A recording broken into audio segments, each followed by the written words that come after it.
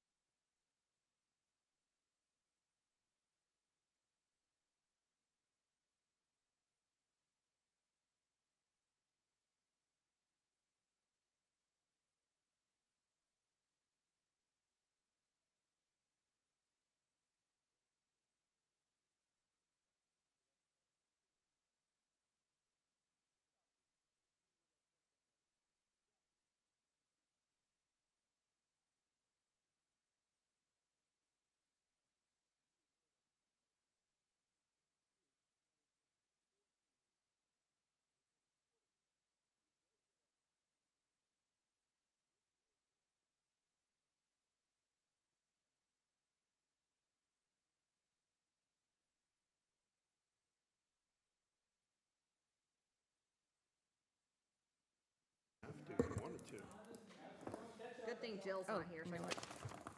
Boom, Oh. thank you. I can actually see this.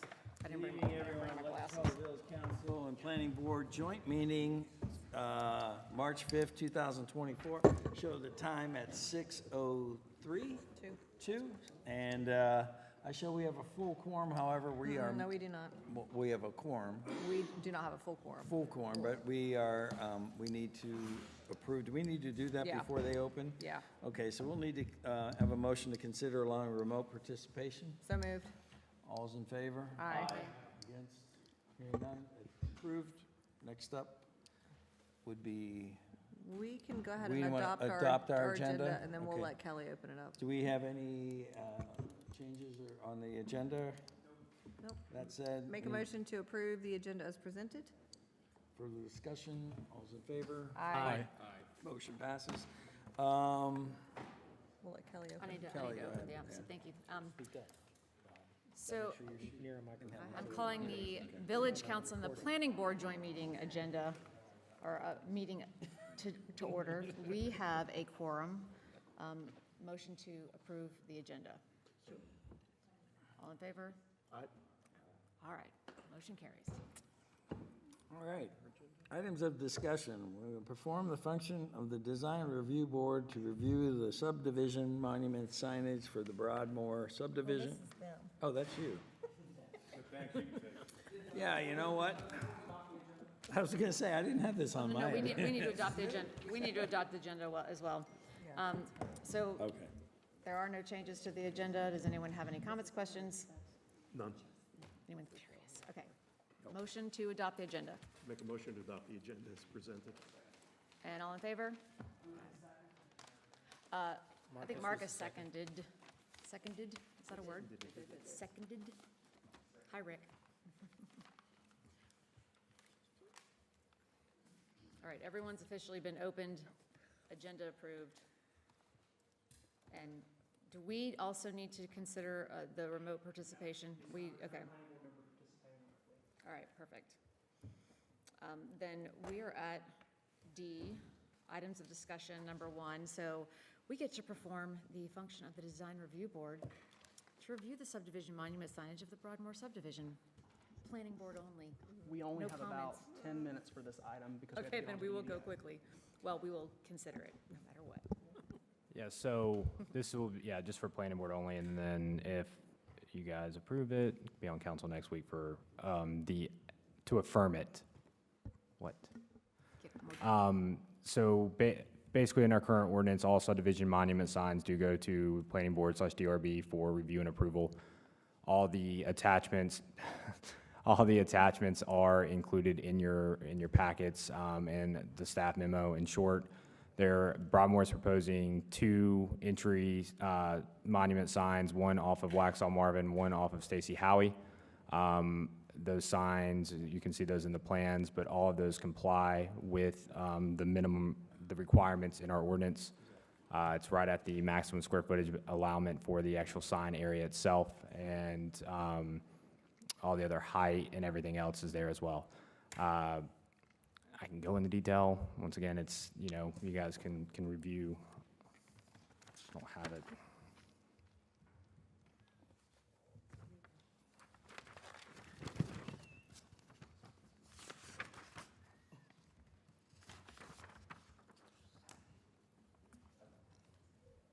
Has engineering looked at this? Yeah, so our engineer actually did give me back comments. From the site triangle standpoint, everything is good. The only recommendation he had, which I actually talked with Keith about this today, was that he doesn't see any, our engineer said that he does not see any issues with what they're proposing for the signage. He would recommend that, he said someone, but Keith, to review the plants they're showing on the planting plan, to make sure that they do not grow taller basically than the site distance triangle. I talked to Keith about that today. He's fine with the plants that they're proposing in their signage landscaping plan. And basically, they can grow tall, but you wouldn't foresee, I mean, it's gonna be a nice development. Like, one, if you're a resident of this and it becomes an issue with the site triangle, you're gonna probably complain to your HOA. On the same time, the HOA itself is gonna be maintaining that to keep a nice entryway into the development. So overall, there was no other concerns, but that was the only comment that our engineer had. So when you look from the approval criteria, it doesn't seem to have, there doesn't appear to be any issues. You're not blocking any Nope. pedestrians right away. Yep, they are providing the 10 by 70 site triangle that requires on the NCDOT entrance roads. And the equilateral triangles appears to be a 35 by 35 triangle, so that's more of the aesthetics, but at the same time, it does not create any type of visual impediment of entering or leaving the neighborhood. Is lighting included in this? I mean, I see the two barn lights on either side, but that doesn't light the sign itself, so I was wondering if there's down lighting, is there up lighting? What are their lumens? Not to my, I'm sure there might be some uplighting, but that would be, I do not recall That's seeing a that on the plans. That's a down light.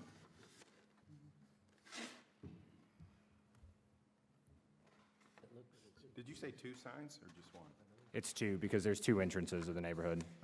So That's it's the same exact sign same. twice? Correct. Gotcha, thank you. See any other lighting here? See just those two downlights, is all there is. How is anyone gonna see that? So here, raised black, raised letters, decorative fixtures, so it doesn't say it's backlit, which we don't approve anyway. Yeah, just, Well, with the current ordinance, that is. I just am curious as to, those barn lights just don't look sufficient to light it at night, but that could just be, Well, and that's where, I mean, if the lighting on the sign and the intent, I mean, it's just gonna be illuminating the actual sign where, it's not gonna be creating any type of visual thing where any type of lighting on it could. I don't have any type of the illumination standards for those, / even know if it's just decorative or if it's actually gonna be used, but I can ask that from the applicant. Either way, it's gonna have to comply with our lighting ordinance. yeah, I mean, I think it, from a design standpoint, it looks great. But from a functional standpoint, I just would be concerned that you'd want to be able to see it, Yeah, Hunter, all they're showing are two downlights. that aren't high enough to Right, well, illuminate. and it would just be illuminating the ground It'd just be, below it. well, Signs in the way that, I mean, like I said, I'm not an expert on this, but the way that the shield would be, it would potentially, like I said, illuminate the sign. Oh, it simply says Yeah, decorative. they're decorative. Yeah. So, okay. Those lights just illuminate very lowly at that sign, right? Not to be, too bright, yeah. That's what I was thinking. And nothing, you don't know anything about anything on the exterior pointing up towards it, lighting-wise, Hunter? Say what? You don't know of anything that lighting-wise might be pointing up to it? No, it's not in their plans. I mean, I can ask them that, but once again, it's, Just for, bringing it up, making sure there's not too much brightness in that area, of the traffic going by. So Hunter, if we take a look at what we're reviewing and discussing here, it doesn't say anything about lighting. All Yeah. this is the village engineer reviewing it and saying there's 40 square feet, complies with the regulations, Yep. depth and the base of the signage area. So that's really all there is. So we could ask them in future plans to see some lighting schematics. with Like I the said, in some other plans that we've received, they do have some of the lighting schematics. It just, I don't know if they're proposing lighting, and I would have to, this is where it's in this weird transition of our current ordinance versus what's gonna be in the new. And so it's a procedural thing. But I can request that, I can make a recommendation to Beechwood to include uplighting. Like I said, it's still gonna have to be compliant with our lighting standards in, chapter 152. within the signs. Yeah. Can I ask just a technical question? Are we even allowed, as the design review board, wearing that hat? Does lighting even come into play besides the decorative fixtures? And then where does lighting come in if this is not under our purview tonight? The ordinance says, I think it does, because I don't agree with the DRB ordinance. There's a lot of extra stuff in there that really gets into the nitty-gritty, because the ordinance specifically says subdivision monument signs, including landscaping, decorative walling, fencing, lighting, everything and anything. And that's just where it's like, in my opinion, it's, we have an ordinance for a reason and let it do its work. I mean, like I said, when it comes to the lighting itself, like I know we talked about the lighting for one of the previous neighborhoods that 2 years ago when I first started, but this is outside of the stage at Marvin, which I think did have some lighting components to it. I don't really, like I said, we don't really get into the lighting that much. Okay. So, like I said, it's, my recommendation would be, to still probably approve this. If you guys want a lighting component, I can still make that a requirement to them. I do need to double check the ordinance on that to an extent, but like I said, either way, if they do a lighting component of it, we do have regulations for that they would still have to comply with regardless. I'm gonna figure if they're gonna add lighting to it, it should be functional. Sure. Like if Yeah. they, you want to be able to see the sign at night if it's gonna be lit at night. People driving by, if they're like squinting or slowing down because they can't see it, it could just cause issues, so. We don't know the wattage on this. No, but just the placement of it, just, Right next to the sign? no, it's lower, but, So right now, just to make a quick note to the planning board here, so in our new MDO in Article 17, page 17, it does have suggested design guidelines. Externally illuminated is, again, within the guidelines, Yeah. but not the back channel lit. I think it says there, it says encouraged, not discouraged, excuse me. Yeah, most of the subdivision signage does have the uplighting component. It doesn't really typically have any type of backlighting or any of that thinking through our neighborhoods, but it's typically just uplighting. That's basically decorative landscape lighting. So if we approve this, though, they're going to go out there and start building, so they would have to dig up later, trench conduit Well- if they are planning on lighting. What, if we get to approval stage, what if we approve it subject to lighting per our ordinance? I believe we can do that, and can you approve it from an administrative standpoint, or does it have to go back through the planning board if there are changes?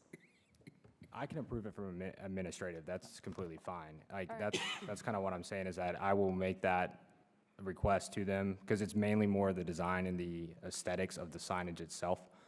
But I will review the lighting component of our ordinance, but also get some clarification from them and make sure that, hey, if we do that, let's just get it part of their sign permit, because I don't issue the permit until all of this gets approved anyway. Okay. Does anyone else have any questions, comments? Just one comment then, so for the motion that we're going to do, so we're going to say contingent upon the village engineer and CDOT review and approval. Also put in there, can we say the village engineer reviewing the lighting? Or just village staff, that's fine. Ask staff. Just have, okay. It sounds like you want to make the motion. I think you just signed up. We'll change it Are to, you going to I'm refresh? gonna say village staff in general. I mean, And engineers staff are- lighting approval. Yeah. Okay, so we're gonna replace village engineer with village staff, since the village engineer has already approved. Has approved. Yeah, That's from fine. a, Let me refresh and we'll get it out there. Because we're at 9 minutes and 48 seconds. Okay, I make a motion to approve the subdivision entry signage for Broadmoor contingent upon village staff and NCDOT review and approval. All in favor? Aye. All right, so moved. Moving on. All right, MDO. okay, so this is gonna be a little bit more productive, or different than some joint meetings in the past. Productive, say yeah, productive? yeah. The goal for tonight, as we, you know, getting to the process of wrapping up this MDO project, the goal of this one is, one, council, for the most part, I've all had small group meetings with you guys, at least gotten you familiar with the ordinance, and pointed you in the direction of where some regulations are at. And so tonight's goals are basically, one, to go through Article 8 and specifically Heritage District related, since I know that is a big focus for everybody, as well as let Rick kind of present the other amended changes that he's crafted in there from the last planning board meeting.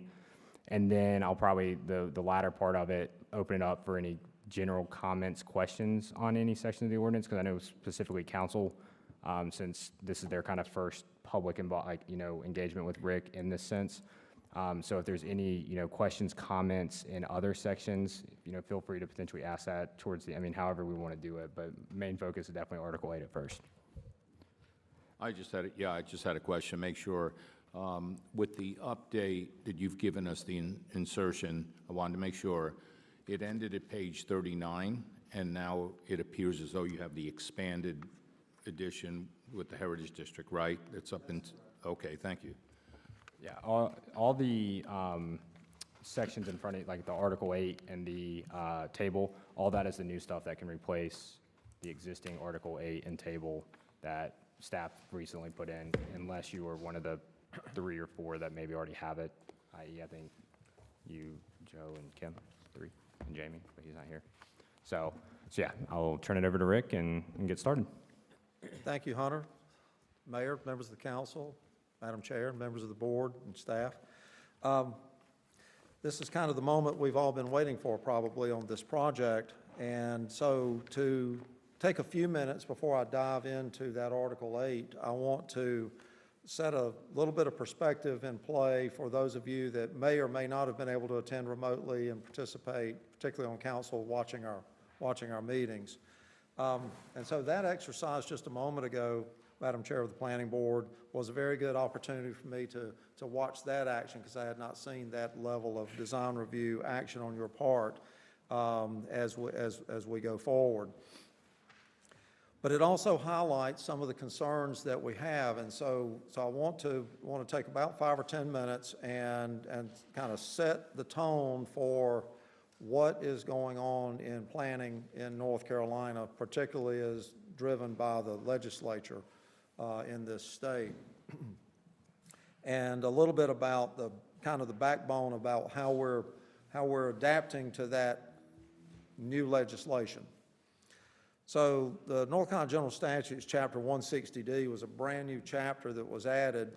It became effective in 2021. Well, 2020 became a mandate to be complied with by 2021 and 2022, depending on a few different circumstances for local government.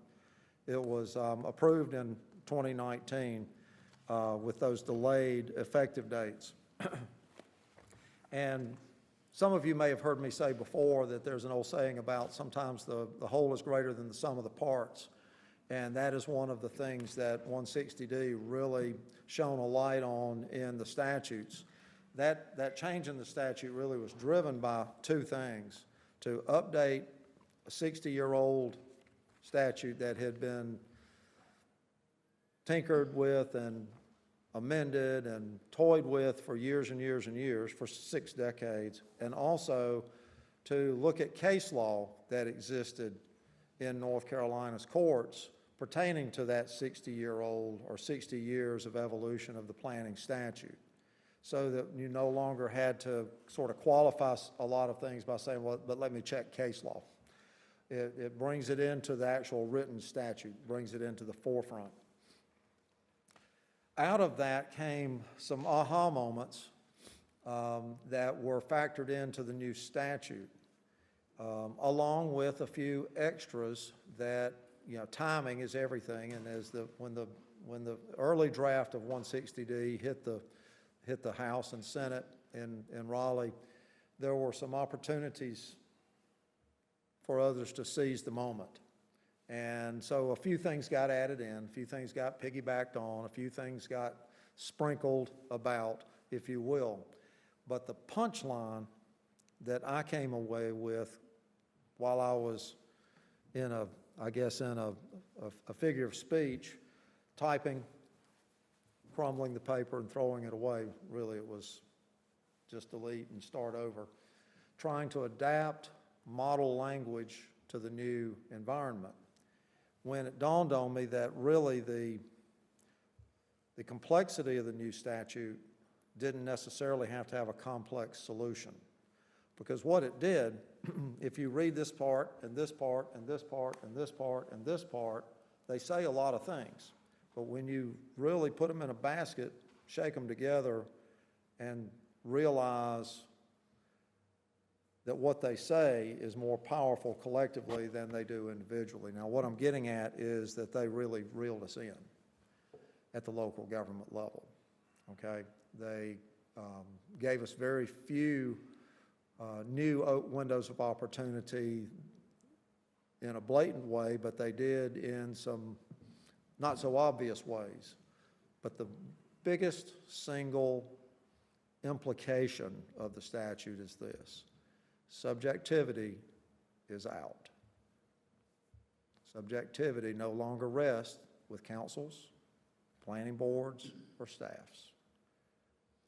Okay, those days are pretty much over. That's why I found it quite interesting listening to this design review thing and everything, because that's a tough one to swallow when you're in leadership in a community. The long story short is, in the past, your ordinance gave you a lot of authority to make decisions. But that's in the rearview mirror now. And the best way to be clear about something is to spell it out. So what you're going to see in your new ordinance is stuff that you may look in that toolbox and say, I don't ever want to do that. We don't ever want this. We don't ever want those. Why would we want to do this to our town? But if you don't speak to it so that it's clear, the courts basically say it's allowed, and you just have to look at the nearest thing. So we are speaking to some unpleasantries in here. You might have in the past, and I'm going to go ahead and jump to the one that always rattles people's cages. Those of you that have looked at Table 8.1, the first thing you saw on the first page was adult uses. Believe it or not, our General Assembly actually protects those. We have to speak to that. So we put the provisions in, we put the definitions in, we create what and how, and it's what and how in a district. So the things that we don't like, we put in districts that might be the place to put them. Then, once that ordinance is fully rounded with all the tools and statutory things that we're supposed to deal with, then, and I'm going to look to this side of the room for just a moment, then that legislative authority that only resides with the council, that legislative authority, that is your golden tool in the toolbox. That is where it's not about subjectivity, it's about what's best for our town, okay? So we are taking a fundamental shift to move a lot of the stuff into stuff that you might not like, okay? I'm gonna sort of start with the negativity side. that you might not like into some buckets that you might say, well, why in the world do we want an industrial or a vehicle services and repair or districts that have these things in them that we might not want in our nice little town? Well, that's because you can't look at a property owner and deny them something that they have a right to do if they meet the standards. The subjectivity's out. But if that decision requires a change, a legislative act, what is a legislative act? It's a change of the law, right? Or creating law. What's a zoning text amendment? It's a change in your local law of the land, right? What's the biggest page in the ordinance? The map. Your official zoning map is actually a page of the ordinance. It is where those particular designations are applied geographically. This is for this area, that's for that area. So what is a rezoning? It's actually a change in the law of the land. It's a change to a page in the law, in the ordinance, the local law. So, if you want to protect your town from things that you're scared of, things that you're worried about, rather than remaining somewhat vulnerable to just the wrong attack, the best thing you can do is make it clear. Well, sure, we have major truck repair in our vehicle services and repair district. Well, I'd like to apply for a major of rezoning on my property over on 16, and I want to apply for a VSR. And I go through the process, and the planning board makes a recommendation. They might recommend no, yes, maybe. We don't. At the end of the day, when that draft ordinance that does that change, and staff is basically required to process that request, okay? Staff can't sit back and say, we're not even going to take that to council. We can't do that as staff. But when it gets to you, not downplaying the planning board at all, but there are going to be times when it gets to you, you're the only one that can actually, ultimately, make that decision. And that's the critical spot that you are in, and that is where the control actually lies. So when a draft ordinance for a rezoning comes up, and it's got the recommendation for or against or whatever in the books from the planning board, and it's been vetted against the comp plans and everything else, but that developer or that person has the right to make that application, that's where the legislative authority comes in. That's when you can say, you know what, I vote no. Think about that for just a second. You do not have to justify staying the same. Anybody been through a rezoning where you had a little consistency statement and a statement of reasonableness in the document to make part of your motion? That means you're actually justifying changing. But it takes no justification to stay the same. So, the most powerful tool in your toolbox is the rezoning. It's the tool that actually gives you that ability to make that subjective from the heart, this is the way I feel about it, I'm not painted into a corner about anything else. Because when it's administrative determination, if you're trying to say, well, it might be allowed in that district, but I don't like that, fill in the blank, now you're wearing hunter's hat. Whether you're doing it as a planning board, because they've been delegated this authority, and you have the right to delegate that authority. Whether you're doing it as a council, and you have the right to delegate that authority to yourselves. It still is an administrative determination. And those are appealed, okay, or appealable. And if you did not follow what is adopted in your ordinance, bang, it's over. So here's another little bombshell that they dropped into 160D. In the past, some of you have heard this already. I know the planning board and some of those on council have heard a lot of this.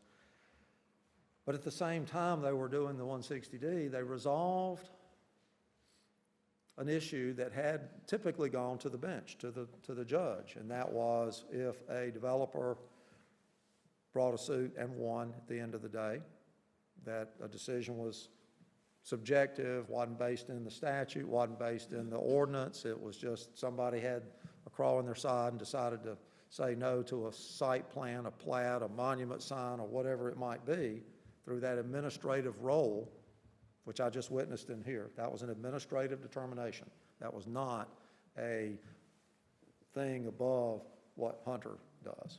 That was just done by a board, no offense to the board, but it was not any different than the same thing he does when he looks something up and says, yep, that works, or this doesn't work. Well, the General Assembly decided that no longer what does the petitioner, the appellant, have to plead to the bench for cost, attorney fees, whatever you want to call it. Now it's all 100% automatic on the town. They don't have to say, well, we spent $400,000 and lost this money in this deal and had all this engineering done and everything else, and then, you know, our plan didn't get approved and turned out they were abusing their power or whatever. The town might have spent 60, 75 to defend it, but they are going to pile everything in there, from the earnest money they lost to the time it took on engineers to march expert witnesses through. So it's typically going to run around $250,000 to probably $500,000 on a case like that. So when I read that part of the new statute, I thought, boy, we've got to protect taxpayers. We've got to protect these towns. So my recommendation, and it has worked extremely well. In fact, we just had a case about a year ago where the judge said at the end, he said, this is great, this is clean. We haven't seen one like this. It was clear. It became easy. And he said, this is the first time I've ever seen this winnable by a town. Okay? Because you'll get sued for anything and everything that people don't like. There's no doubt about that. That's going to happen, right? Anybody seen any of that? So I know I'm preaching to the choir on that. So what the approach that I'm summing up, that when you look at your toolbox, that's what that pile is, that notebook, that's your toolbox. When you look at that toolbox, the main thing that, if I've done anything, is to insulate you from that subjectivity. Now, you might say, well, gosh, but we want to roll in it. Well, the way I've got the planning board built into a lot of these things now is they provide input. So the stuff will still go before them. They'll still get their hands on and see and get to wrestle with these subdivisions or whatever the case is. But instead of a vote with an administrative function, i.e. approval, delegated approval by them instead of staff, then you're removing that subjectivity. So we concentrate it and let the book do the talking, okay? So what does that really mean? It really means that the rezoning is where you make the key decision.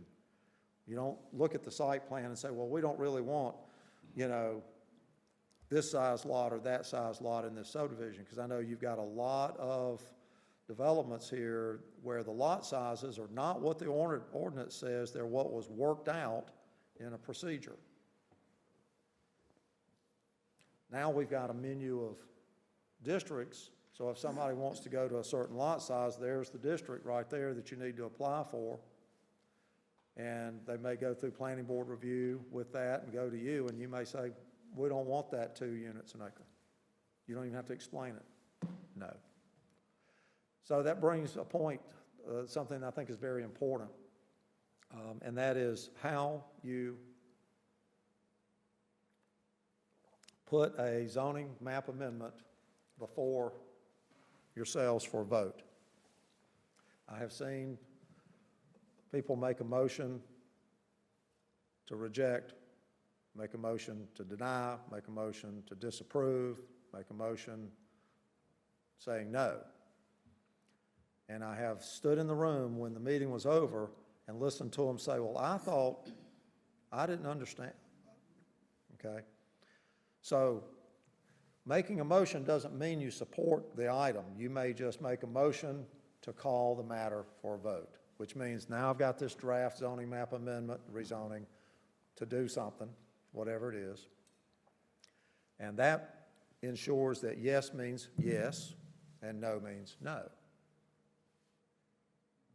And I had a town recently get to practice this. I bet it wasn't 2 months after they adopted a new ordinance, and it was beautiful because the big national developer thought they were going to come in and take over the world, had a rezoning, and the mayor pro tem in that particular town made the motion. And the developers were sitting right beside me. And they were licking their lips, they were ready to go. And quickly, another council member seconded it. The mayor called for a roll call vote and started with the mayor pro tem. No, no, no, no. And it went down in flames, 0-4, right away. And there was no ambiguity.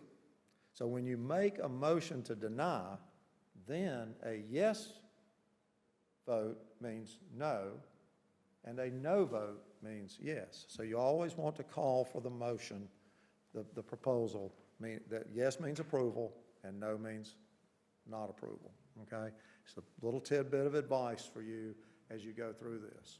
I watched a town mess up, and everybody thought, or half the board thought they were voting for something, and the other half of the board knew that they were actually voting against something if they said yes. And it was a mess, and they had to call the matter back the next month and do all that stuff. So I wanted to kind of help you build your defenses in the biggest picture first, before we dive into all these numbers and lists and standards and specifications. That is a critical shift in thinking that you need desperately to incorporate into your systems here. Let the planning board provide recommendations. They are advisory in nature, but the statute allows this council to delegate administrative authority to them. But I don't recommend it unless you know that the only thing they're going to do is stick to that standard. And if there's ever any ambiguity, typically that's going to draw fire from the development side. When it comes to the councils, the same thing. Don't vote on preliminary plats. If you want to get involved, we can add you for input, or you can attend planning board meetings or whatever you want to do, but don't vote on administrative decisions. That's the biggest message that I can bring you. So I wanted to start at that broad thing. So there's some common sense to this. I've said this before. I'm actually not smart enough to do this the hard way. And complex problems don't always have to have complex solutions. Right, Madam Chair? See, she's agreeing I'm not really that smart.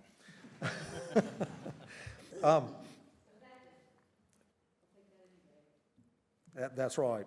So that's one way to do it. Now, what does that mean for the districts? Because before we get to that district thing, I want to sort of set a tone about how we're getting to the district thing. So what that means is be careful with speculation on your zoning map. By that I mean don't speculate the zoning for something that you're not willing to live with, okay? I've seen towns, Granite Quarry, North Carolina, has a big ETJ. They had, except for their downtown and their industrial park and a few little commercial things, I'd say easily 95% of their jurisdiction was zoned residential, 4 units an acre. And then they were digging their heels in and fighting tooth and nail on horribly designed subdivision submittals that were coming in the door, and they were losing. Today, their zoning map looks quite different. It has a large lot, more rural holding pattern. So every project, what's a project? A project is change, right? A project is change. We're going to take this farm, we're going to make it a subdivision, or whatever the change is. So anytime there's change, there's a rezoning in the path. If it's big change. You know, if you're changing the hat store to a shoe store, that's not really change. It's still retail or whatever. But when you're making a major change in property, there is a rezoning. What is that rezoning? It's a legislative action. It is that thing that you can literally put the brakes on right away, simply put, with a no vote on the rezoning. Then you don't have to worry about whether or not we're going to have a hard time with this site plan or anything like that. If you're not ready for it, if you don't want it, you can just simply vote no on that rezoning. So the zoning map, therefore, then becomes kind of an existing land use reflection. What's there? Is it rural? Is it agricultural? Is it a 2-unit an acre subdivision? Is it a 1-unit an acre subdivision? Zone for what is out there, and then change has to go through that process. If it's the right thing to do, approve the rezoning, then let your ordinance do the talking, because it's got your back as far as the standards and things of that nature. You'll always have the chance to have input on the details of the plan, make sure the intersection's not in the wrong place. Like I heard a lot of concerns about lighting, uplighting, intersections and things like that, signs at entries, all that. That's valid input. That's valid input to make sure that that's going into the review process for the town's engineer, the zoning staff, or whatever. That's perfectly valid to play those roles. So that is an introduction to what I like to call the logic behind the approach to the new development ordinance. Now, I do want to point out to you that because I know everybody's dying to get to the Heritage District, that we have incorporated the Heritage District into our list of districts. And there are a couple in here that I'm probably going to want to take out, because we put the Heritage District in, so we really probably don't need a Main Street or downtown type of thing anymore. You know, there's a couple things like that, maybe even the residential transition district around it, because our Heritage District has a residential component to it. You know, that's broken down into 4 sub-districts, that Heritage District is, in your current Heritage District ordinance, which is about 80 pages long. 69 or something like that pages long. So what I've done is about 25 of those pages, incorporated about 25 of those pages, because we don't need to duplicate administrative proceedings. We don't need to duplicate definitions. We don't need to duplicate things where you've got your development ordinance over here and the Heritage District ordinance over there, because I would ask the philosophical question, because municipalities are required to they don't have the ability like counties do to only zone a portion of their jurisdiction. Municipalities have to zone all of your jurisdiction. So I actually see a contradiction. You've got 2 zoning ordinances. You got the Heritage District ordinance and you got the zoning ordinance, the UDO, the current one, right?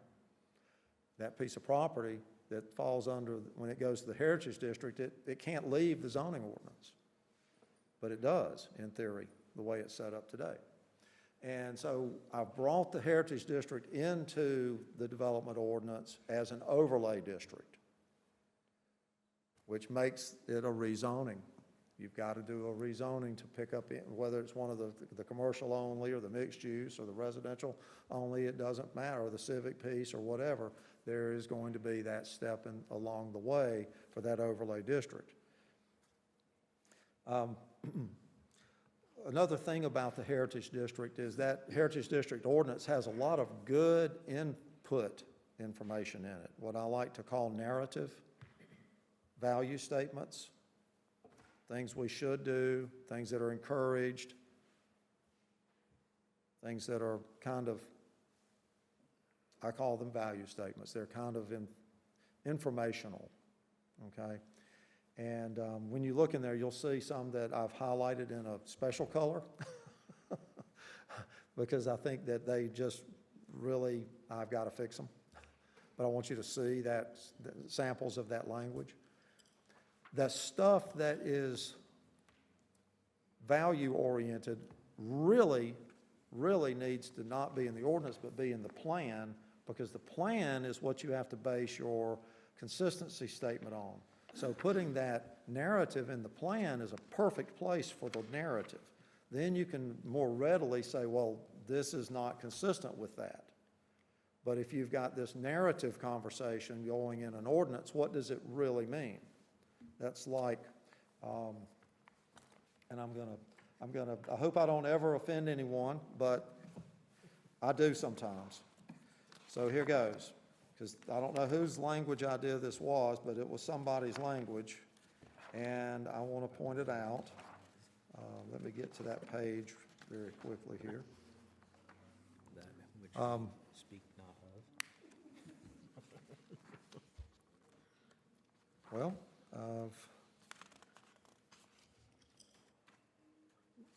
on page 60 of Article 8, during reasonable hours of the day, what time is that?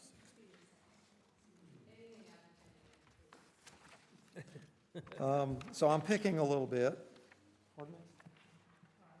Oh, I thought you were helping me out there. No, I had a pink thing in there that was, it was like down the road a bit or something like that.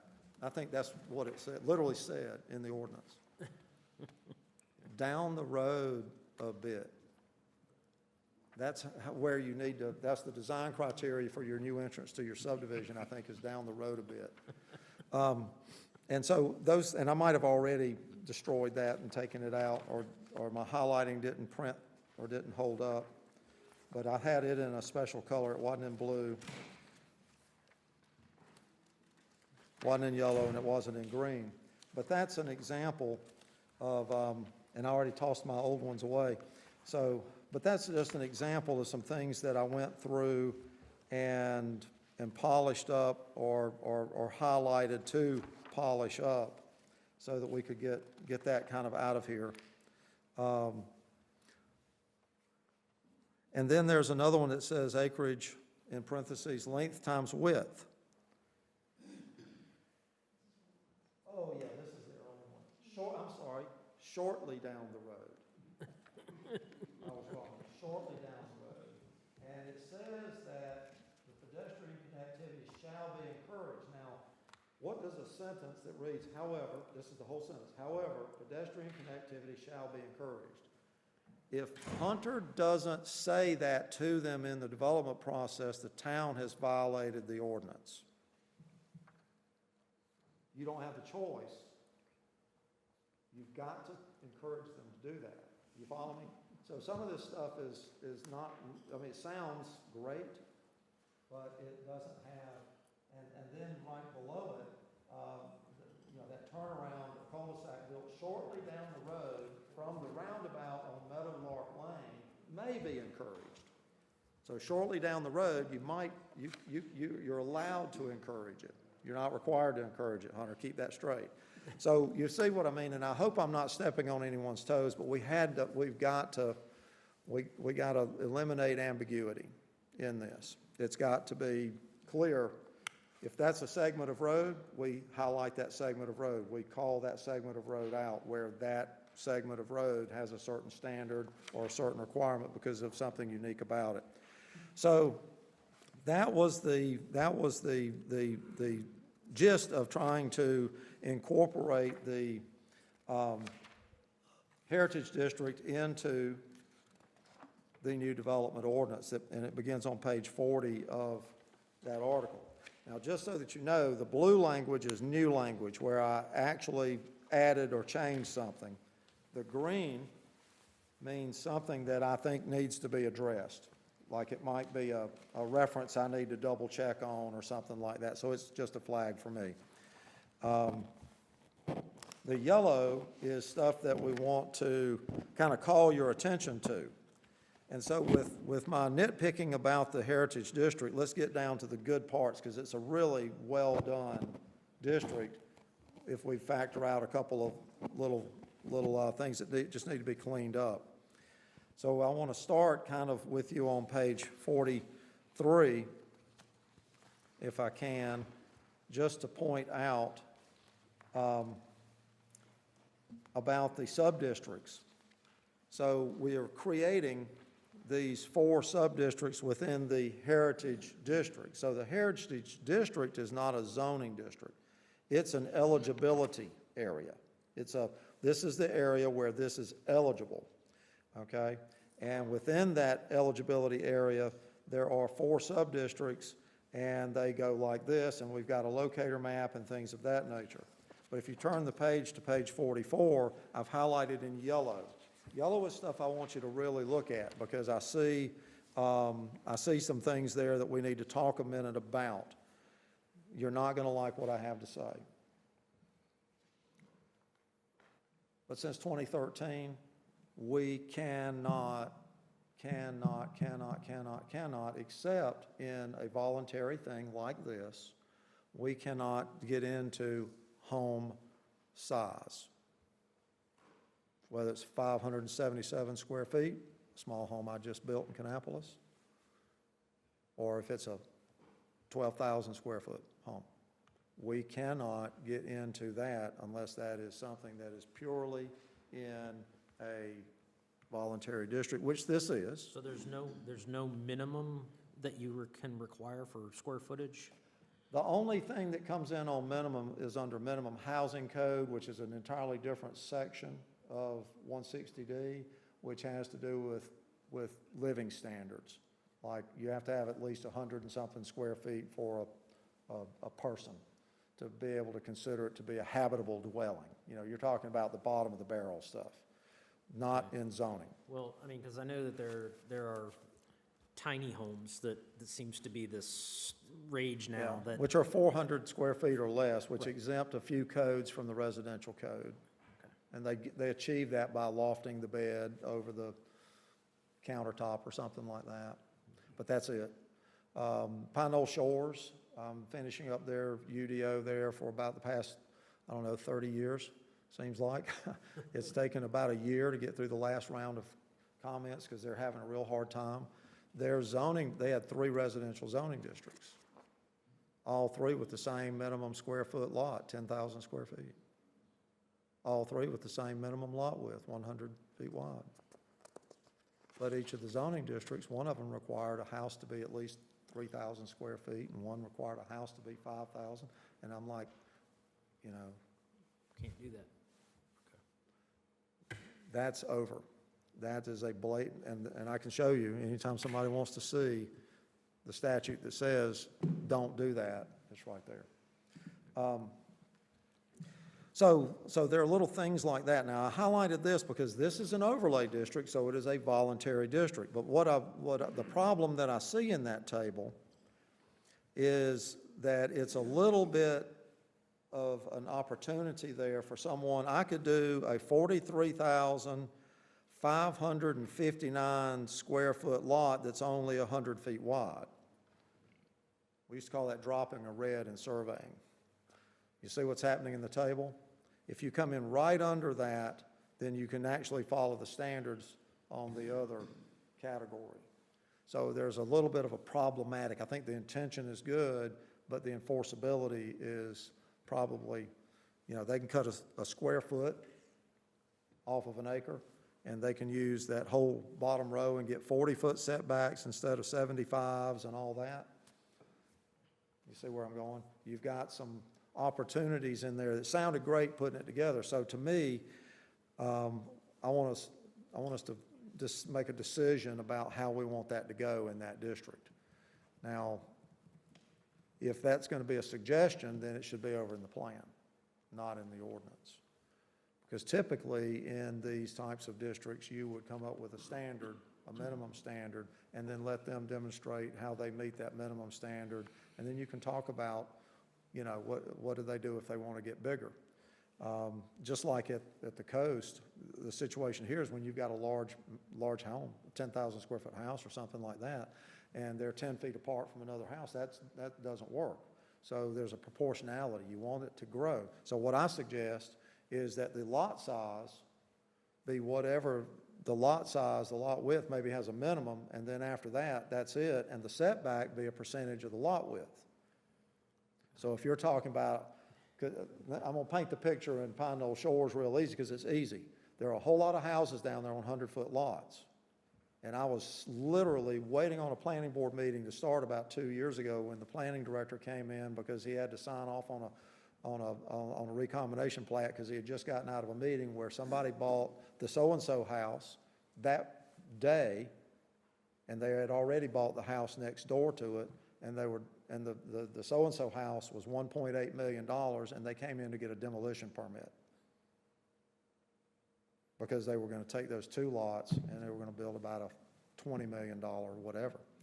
So the point is that in a place like that, where ocean view is critical, the percentage really worked nicely, because if somebody buys two lots and combines them, they don't still just have that little 10-foot or 20-foot or 25 or 75. They've now got a percentage, so they're not killing the people across the streets, water Proportional views to or what they're things like building. that, and the proportionality's there. So that's just an example of how percentages can actually work better when you start talking about trying to get into this realm here with the Heritage District.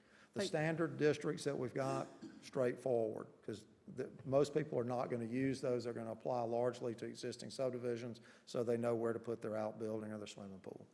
But Rick, we'd also have a minimum, like minimum setbacks. Yeah, you'd have a minimum setback or some percentage of the lot. Well, I mean, the minimum setback would be the percentage of the lot width. So if our minimum lot width in that district, in here we've got 70 is the minimum lot width in the residential only in the Heritage District. I know it's got those other categories, but right now your minimum lot width is 70. So if we say it's going to be, 12% per side or whatever it is, then you're always going to have that number. Yeah, you're not at risk of it being zero, because they can't create a new lot that's not wide enough. And does that include like no-cut buffer zones and things like that, or just house setbacks? Typically, that's just defines your building envelope on the lot. So The how? other's another topic. Yeah, Okay. Yeah. I So- have a question for Hunter really quickly. Hunter, were you guys going to be adding a residential rural? Yeah, that's in here now. Oh, do we have, It basically is replacing the agriculture district at the front. We tweaked the ag district, took the ag district out, but we used basically the same density. And then we adjusted the use table accordingly. And so it begins on page 7, and you'll see it highlighted in blue. The blue is a little bit too powerful. It kind of obscures some of the writing. Page 7 in the edition that was just passed Do you have another out. March one? Kelly's got February. we haven't been here since February. So the rural residential is a very, March. I don't know March. Maybe I didn't put it in. you don't really need a lot of farmland designation here. The rural residential, where you might have some light agricultural, things of that nature, we can spell out in the rural residential.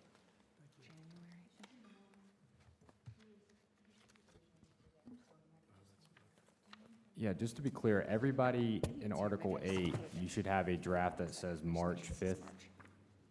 Yeah. No, these are just all the new headings. Might have just got shuffled around when we did musical chairs.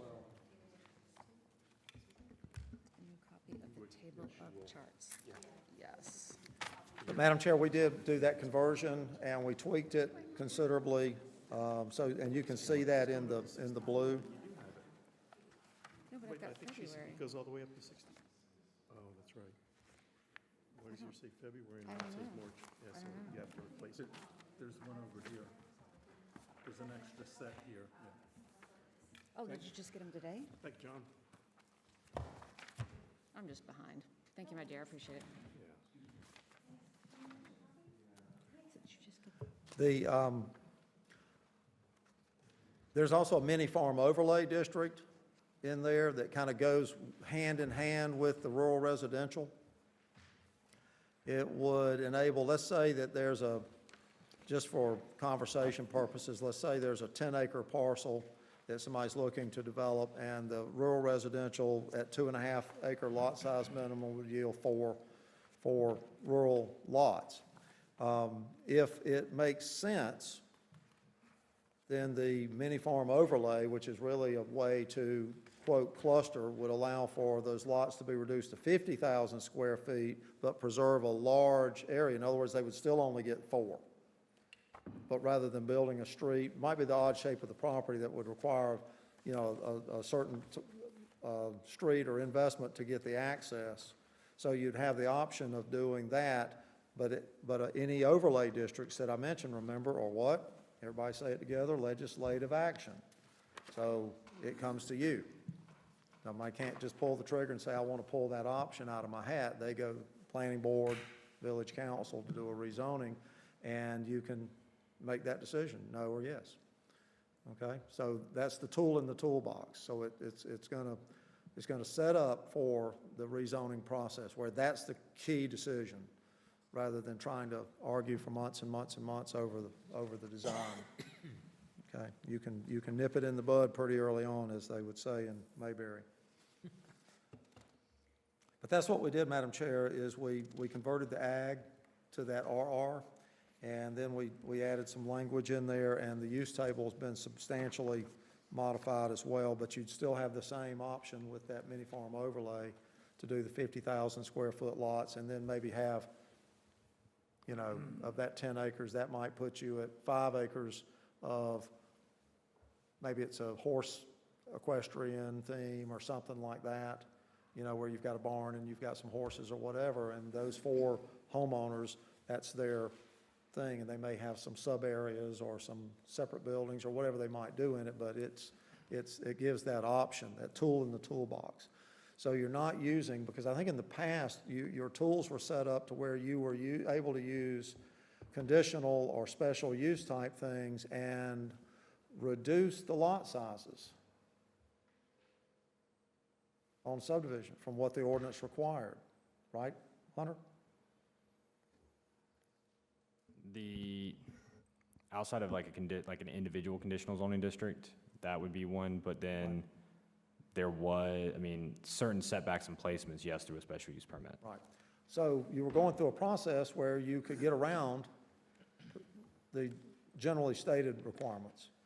And instead of that being some kind of decision-making that is possibly appealable, make it legislative, not administrative.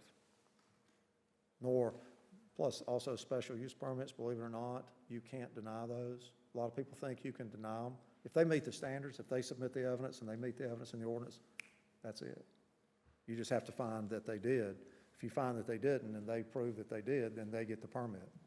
So a lot of people think special use permits are actually a tool that allows more subjectivity. They're not. They're a tool that you can use to make sure that you've got sufficient evidence to make a decision, that you've got sufficient detail in a plan or something like that.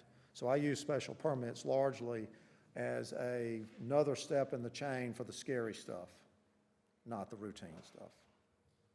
You want to build an asphalt plant, well, you got to have industrial district. That's a rezoning, legislative. Then you got to have a heavy industry overlay, which is another rezoning to a heavier industrial. You can't do them simultaneously. They're separate steps. 2 legislative back-to-back, and then a special use permit, which requires about page after page after page of criteria that they have to submit on closure plans and everything else. So you've got to have lost your mind and voted the wrong way on at least 2 rezonings before it still went to a special use permit process with the Board of Adjustment. So you've got a lot of pretty big obstacles in your ordinance to maintain control of your town that are largely legislative in intent. That 3rd level special use permit is, if you really do want to go that route, then we've got some added protections to make sure it addresses the critical issues. So there is no way for a developer to challenge if we just simply deny a zoning change? They can challenge you. I can sue you right now for wearing your sunglasses wrong, okay? I mean, doesn't mean I win anything, doesn't mean I get anywhere. So I can't say that they won't challenge you. But on a legislative action, the only matter that's really before the court is procedural. Did you not publish the notice for the public hearing? You know, Austin, how dare you? You know, was there some major due process thing? Did you fail to send out notices? Oh, you sent them out 9 days, not at least 10, but not more than 25. That's where, because I've been in court cases before where there was a thing, 30 days, and the judge looked at it and said, 31's not 30, get out of here. You know, so largely on legislative, yeah, they can try, but that's the test, is due process. You have by law that legislative authority, as long as you didn't exercise it in violation of the statutes. Public hearing notices, that's usually the thing. Voting without a quorum, I don't know. Something that has nothing to do with whether it was a good project or a bad project. Courts don't want to hear about how beautiful it is, how great it was going to be, how nice. They look at the facts. And I've been around that a lot, and I'm pretty experienced in it as an expert witness, so I feel comfortable. I'm not an attorney, so I can't give you legal advice. That's what your town attorney's for.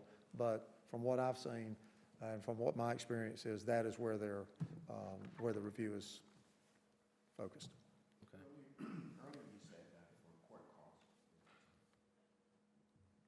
Earlier, you said for court costs, the city will be responsible, If you lose. only if we lose. If you lose, essentially, if you lose, what it means is one thing, and that is that you violated somebody's rights by exercising authority that you didn't have, or by being subjective and trying to require something that you didn't have the ability to require because it's not clear. You know, if you read the statute, it says that planning boards can approve subdivisions. But it also says that they cannot err from the rules, the standards that are printed in the adopted ordinance. So they can't look at it and say, well, the only thing they can look at is maybe the entrance should move, you know, and that's what they're there for. They're there to be that visionary for the town. So, pardon me? Well, you can talk about it, but I would be careful. I was in one yesterday where at the end of a big presentation on actually a TND overlay, a traditional neighborhood development overlay, very high quality project. And at the end of the presentation, one of the planning board members asked the question about home prices. And before the developer could answer, I spoke up and I said, Mr. Chairman, I'd advise that we not ask questions like that. If they want to offer that information, that's one thing, but the last thing you want is for there to be an appearance that it influenced your decision on whether to vote to recommend or not. And so they voted, and then he told them. So there are certain things that you have to be careful of. There's this federal thing called Fair Housing Act that you've got to be very careful of as well. So state statutes and Fair Housing Act are really the biggies in this whole arena of land development and what have you. Rick, can I, Yeah. to jump on that, would it be in the neighborhood, like public involvement meetings?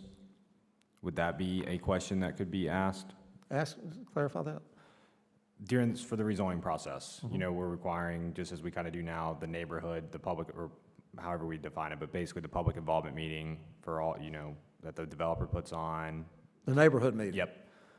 Would that be something, because it's always encouraged, for example, to, most of the time council comes to just see what the, you know, some of the public questions, comments are. I think rarely you guys maybe ask questions, but it's more, you know.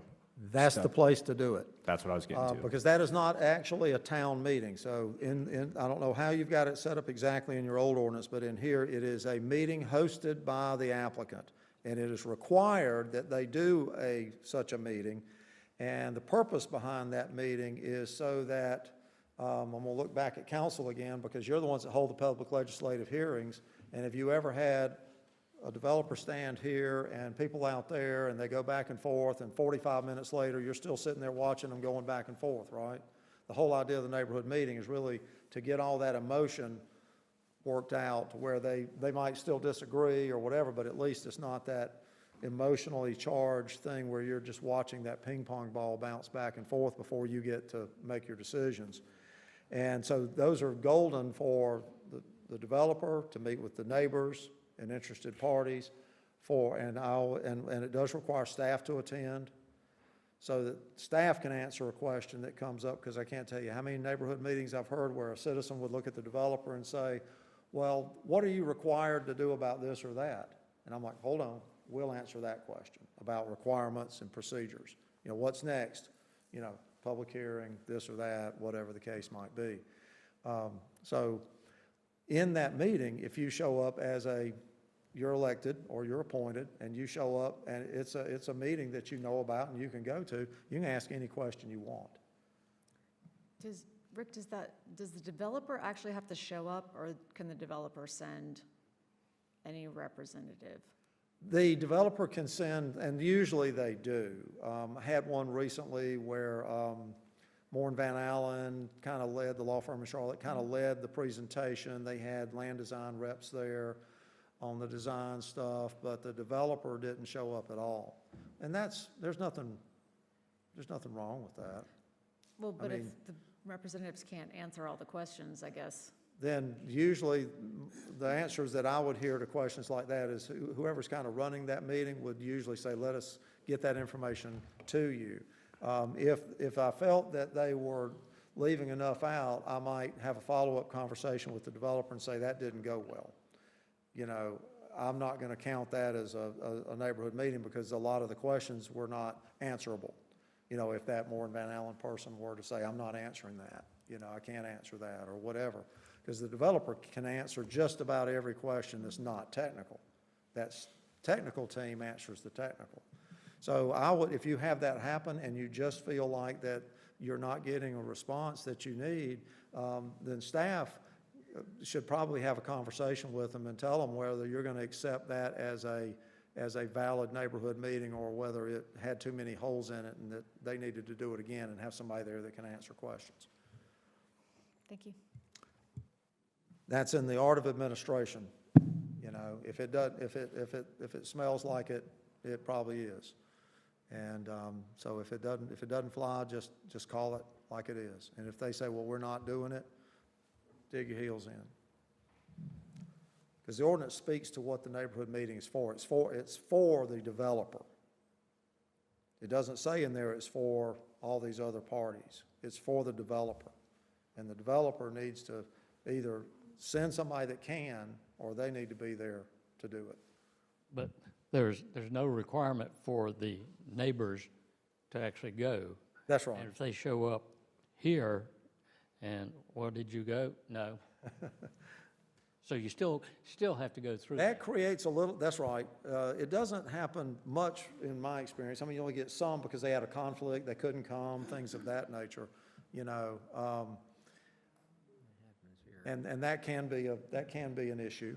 That can be an issue, you know. But usually the better developers are going to do all they can to prevent that from coming in this room during the hearing, you know. So if they want to have a follow-up neighborhood meeting, maybe they should. But that's all the more important as to why you get your notices out early as well. So Rick, I want to kind of get back on the Heritage District real quick. Sure. And really for all, I mean, council and planning board and, you know, public listening, is that, in short, we're not changing really the big components of how the Heritage District's already laid out. Right. Meaning the districts, certain components of those, yes, as we kind of just discussed with setbacks and lot size, but it's mainly incorporating it all in. And I would say really the biggest changes that have been crafted is, one, uses, which we'll get to here in a sec. Two, parking, which our current form-based code does not have parking minimums.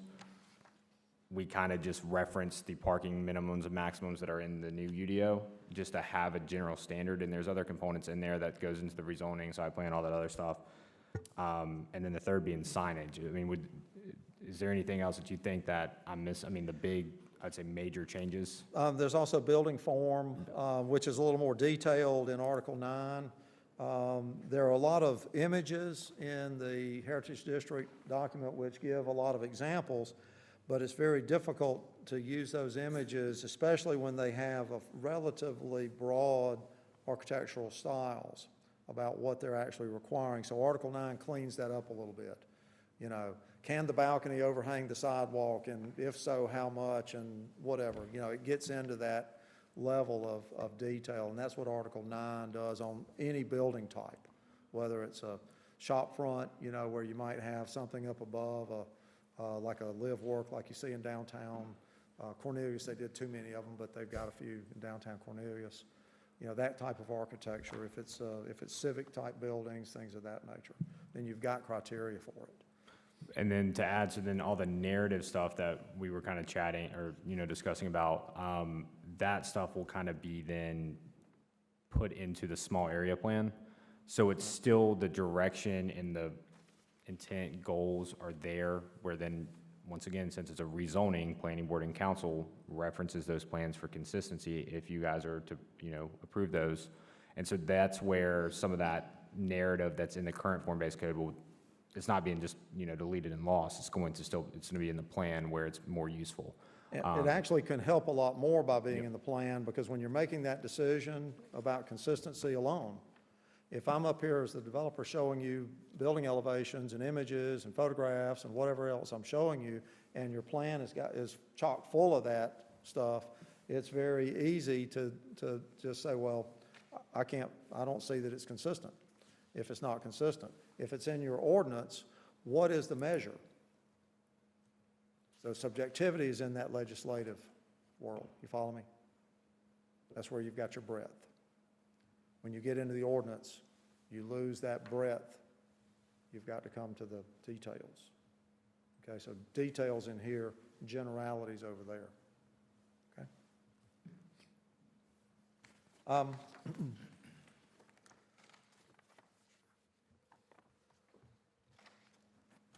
I don't really have anything else to say about the Heritage District in general, because like I said, I think it was really well crafted, but I think there was stuff in there that needs to be in the advisory document, not in the regulatory document. That's the punchline, I guess, about it. And with your permission, I will work with Hunter to maybe recommend some alternatives on those setbacks, particularly in the residential, that are driven by percentages, that yield essentially the results you've got here, but prevent the I'm gonna call it bracket creep. It's tax season, right? The bracket creep of these brackets, where I was saying you could come in 1 square foot under that acre and you get a whole different lot size and a whole different set of setbacks and everything else. But if you're using percentages, that percentage is gonna slide right along with that, you know, with the home size and things of that nature, okay? Now, when you're doing that with percentages, though, versus the hard numbers that you had there, are you then kind of opening it up so that, you know, that percentage, that whatever that dwelling or whatever might be, can kind of float to the edges of that lot because you don't have specific setbacks anymore? Well, the specific setback's going to define an envelope. So let's say that here's the property line here and here, and the setback is a fixed amount. Let's say it's 25 feet. So you move in 25 feet, and now you've got this envelope. If that building doesn't fill that envelope, you can still move it around.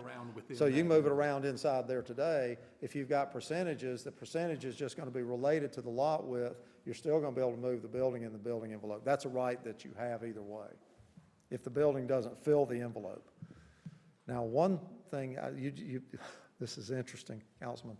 You just made me think of something devious, and that is to require that the envelope be, you know, not more than a certain percentage filled. That's something I've never really thought about. If you're granting a building envelope that they can work within, but can they fill the whole building envelope in terms of side to side or width to width? I'm sorry, I've drifted off into creativity there for a moment, but because of your question, it led me to think about, are there concerns? You know, because overbuilding lots generally today is controlled by impervious area. But that's not necessarily a direct relationship to width, for example, a single dimension like width. Okay?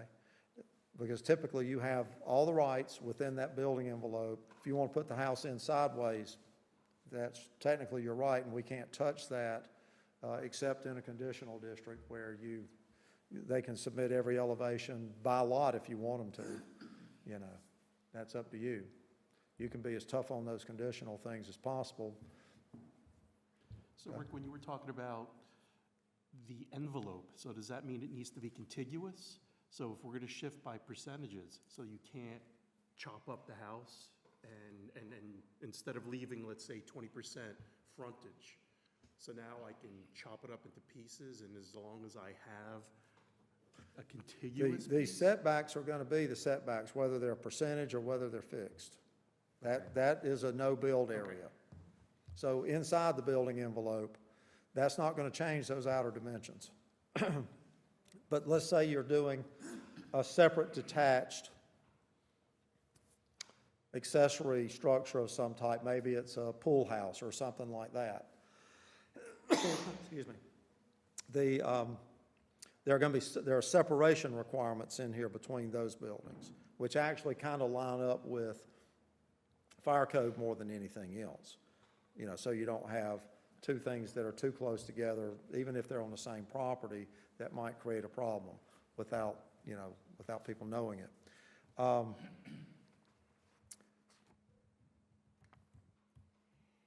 Have you had a problem with multiple buildings? Like I want to do a house, I want to do a detached hobby shop or garage or she shed or pool house, and No, not that I can recall. nobody's hit the lottery or just made big money and they want to do this elaborate, pet home or whatever the case may be for We the used to get a cats? lot of people coming in just, wanting pools.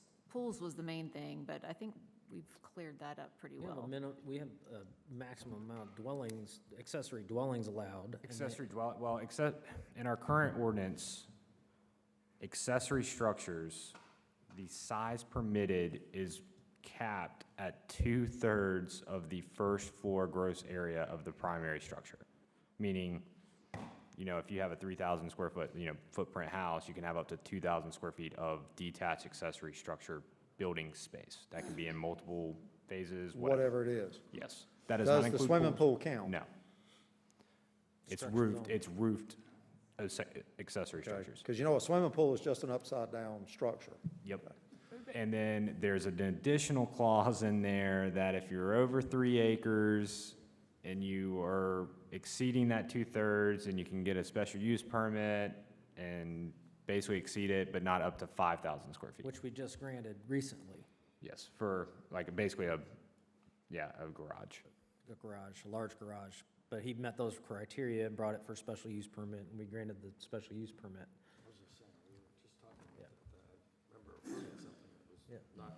The, That guy's garage over here. the standards in this draft right now take those accessory structures, and if they start to bulge, we'll call it, then that affects their setback relationship to the principal. So the more obtrusive they become, the more recessed or back and away and things of that nature they become. So it's not a fixed setback for those. It can actually have to slide if the thing has got some, let's say you do an accessory structure that's 2 stories and your house is 1. You follow me? Well, So then, it yeah, starts to that's move not it allowed back either. so it doesn't overwhelm architecturally. It doesn't, you got to move that thing back so it doesn't start to overpower the main structure. We don't allow it to be just taller than the primary structure either. I ran into that myself, actually.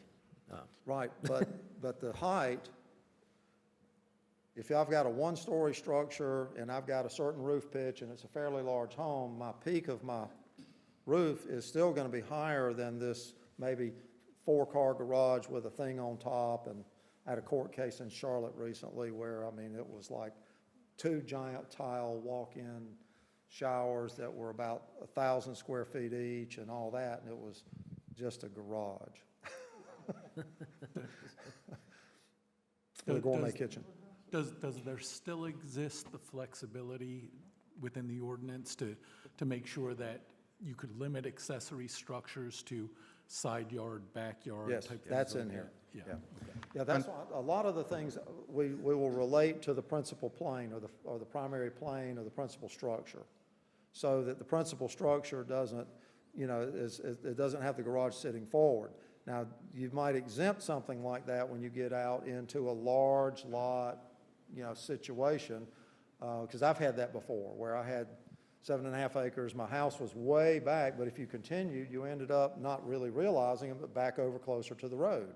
And that's where I had, you know, a shop building, and then I had a car collecting building and all my toy stuff, the toy rooms. But they were 300 or 400 feet closer to the road than my house. But you couldn't tell it, you couldn't see it. Hunter, So it's all about site design. that percentage you gave for the overall usage for the ADU, is that per ADU or is that just for the entire property? The percentage I was referring to is just accessory structures. ADUs have different, and there is a big difference in our current versus what's being proposed now. What's being proposed now is actually more restrictive in the size permitted. I think the maximum was it 950? 900 900. on ADUs. And then there was a variance process up to 1,200 in the new proposed. The current one it basically says 900 or 50% of the same thing, the 50% of your primary dwelling, whichever is greater. So in theory, if you had a 3,000, you could have a 1,500 square foot ADU. If you've got a But it has to be 5,000 square foot house, you can have Current has to be attached, though. very The big current ordinance says it has to be attached, not No, we a changed that. dwelling. We changed that. In The- the the- current, or, sorry, I thought we changed it for the, no, I guess we did change it for the old one, not for the.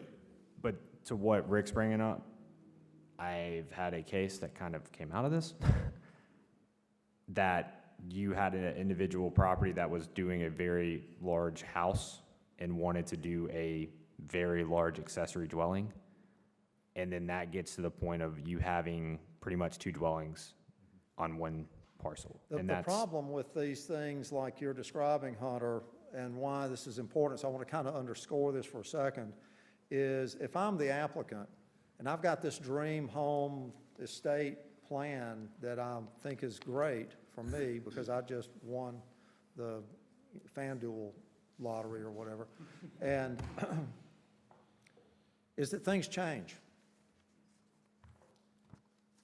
When people walk into you and they say, well, I'm never going to do this or I'm never going to do that, that is the biggest piece of hogwash there ever was, because they're not going to be here forever to make sure that doesn't happen. And I can't tell you how many times I've seen decisions like that made only to turn back onto the town, to the leadership, when they want to divide it. We can't, y'all expect us, you know, I don't know what our parents were thinking when they built 3,400 square foot accessory dwelling beside our 9,000 square foot house. We need to be able to divide this so we can sell this or sell that or whatever we've got to do. So when, I don't want to call it tragedy strikes, but when tragedy strikes, it could be death, it could be job loss, it could be divorce, it could be any number of things.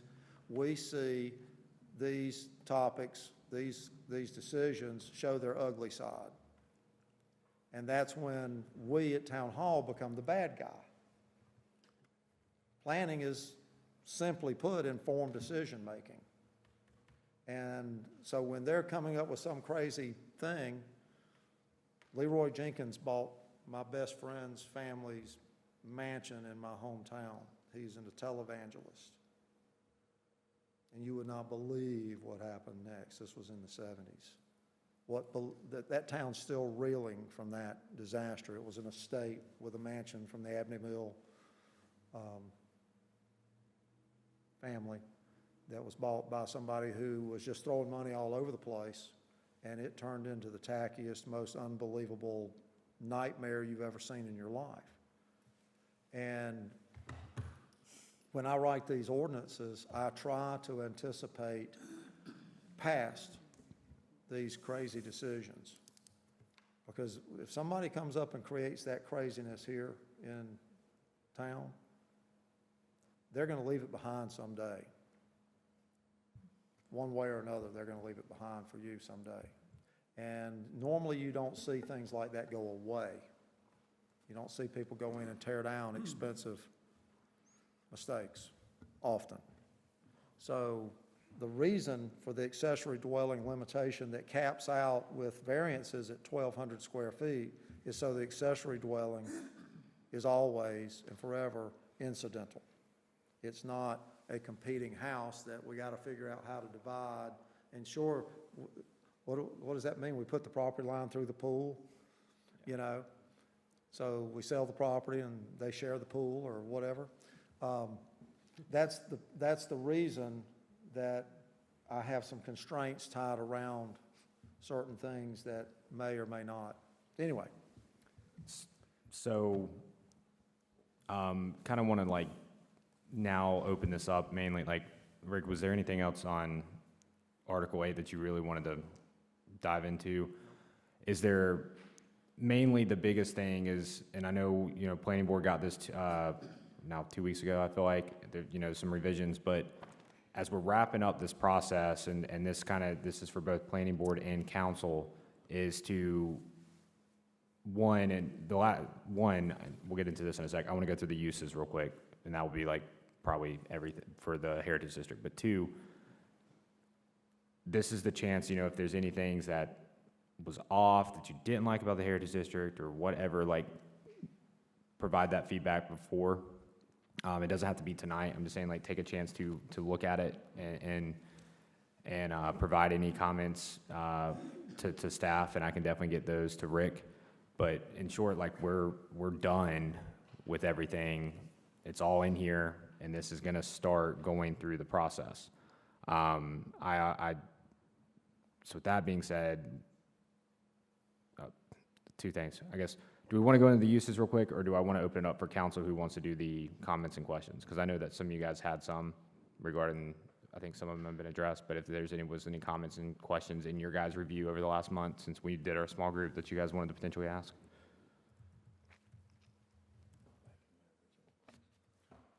Okay, if not, Just, you know, to understand all of this is going to pertain to a specific zoning map that'll get applied Correct. to all of these uses and so forth. What's the process going to be that we do that? Because, you know, I can see, you know, as we spoke about, there's many items in here that we as a village may not really want to kind of promote, you know? But we have them in here really to protect us. Correct. Is my understanding. So that zoning map, as it comes out, are we required to have every type of this zoning on that map initially? No. Or Not as at long all. as we have it? Essentially, if it falls under certain zoning, heavy industry overlay, and we don't have that, then there's the. there's the process, yeah. There's a process to get to it, but we don't have to offer that right out of the gate. No, You correct. can deny that application to rezone through your legislative authority. So, in short, Zoning out of, is our tool to block. yep. In short, out of all the districts that's being proposed, when we do the new zoning map, which may be by the March or, I mean, it'll be by the April meeting for Planning Board, because that's the final thing. I foresee only 3 districts outside of the 3 individual conditional zoning districts, which that's a question we'll talk about, and then the 2 properties that have been rezoned Heritage District. 3 only conventional zoning districts utilized.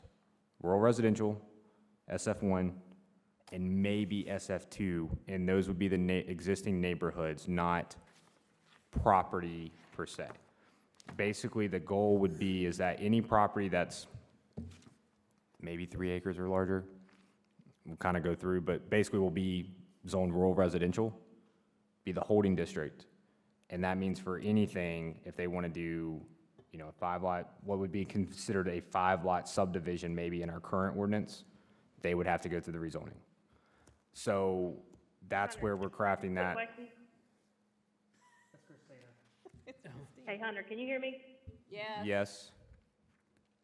So, Can I ask, I'm sorry, I've been trying to talk and I didn't have my mute situation handled. But you guys were talking, Rick, you were talking about maximizing or figuring out a different way to percentage out the envelope and then put them a maximum on the accessory use dwellings.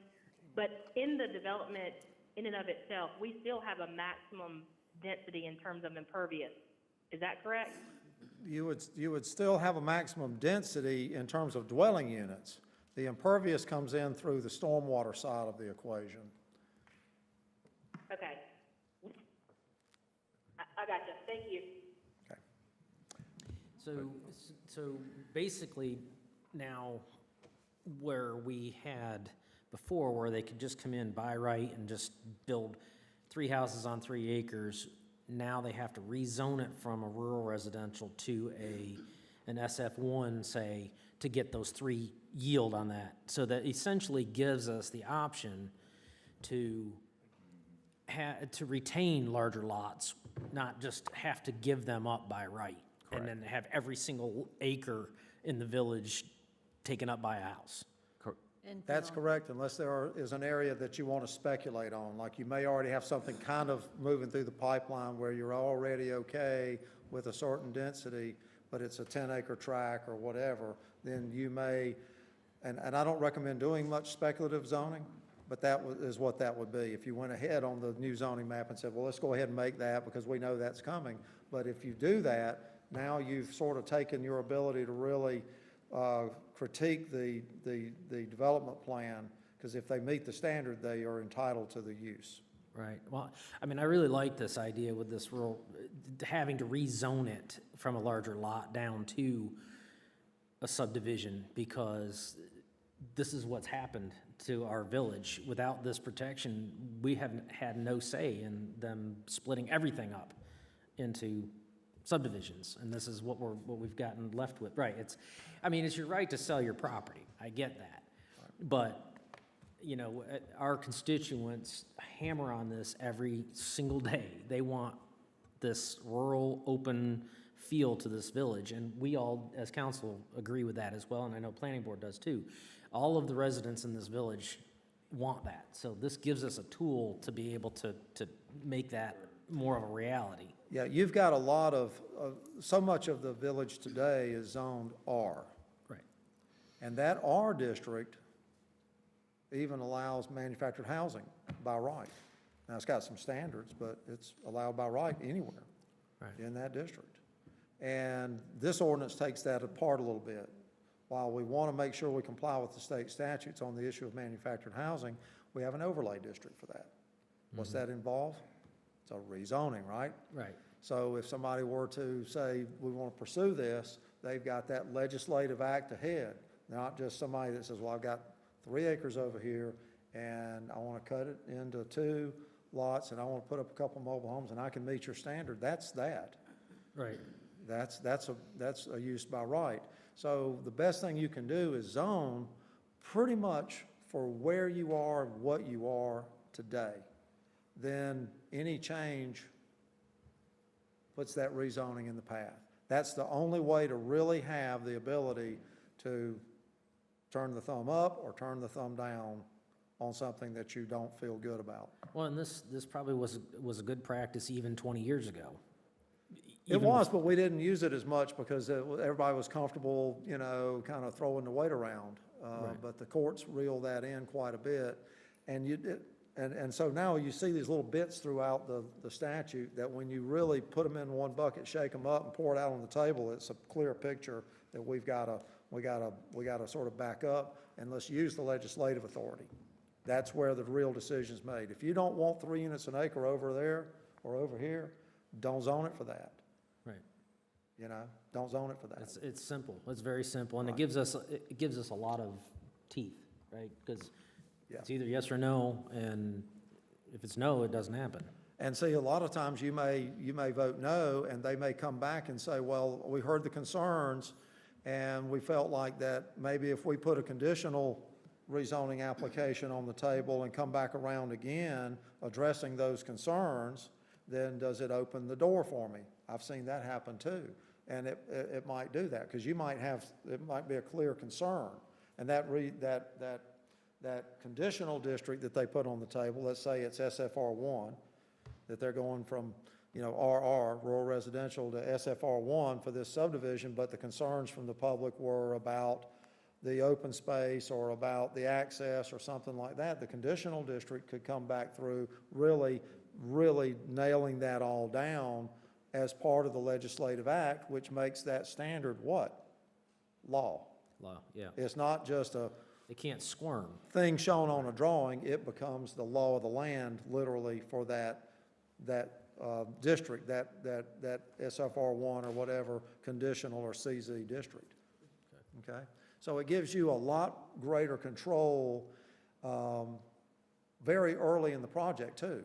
There's not a lot of momentum already built up. See, a lot of times they will have the property, they've had it under contract, they've made a lot of progress developing all these plans and everything else, and then they get in here and they're pushing up against a 180-day or whatever it is, 360-day due diligence period, and then they're gonna start throwing things around like, man, y'all are killing me, you know, we've spent a lot of money, we've done all this and done all that. So you're moving the key decision forward closer to their threshold of when they start the process as well, before they go out and do all this stuff that they try to guilt you to death with.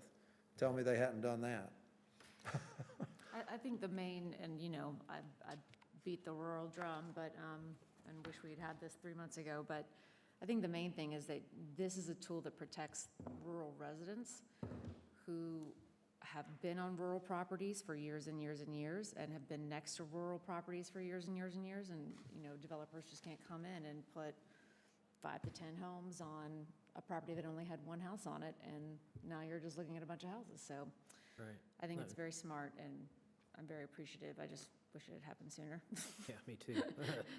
Turn back time. Does this address, scattered through here, or, well, in the February draft, you know, and I think I saw some of it in this one, you know, there's reference to, you know, single-family homes and duplexes and multifamily, et cetera, you know, which, you know, we don't have any. Is that, you know, then we control it by the rezoning? Is The that what that is? multifamily, the townhomes, all of those things are in here, so they're clear, and they are listed in particular districts. And if you don't want them, don't zone something for that district, okay? Now duplexes, I'm glad you brought that up. Duplexes are something that we have to be careful with.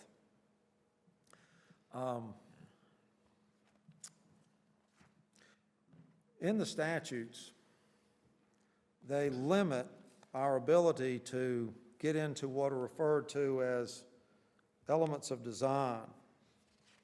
And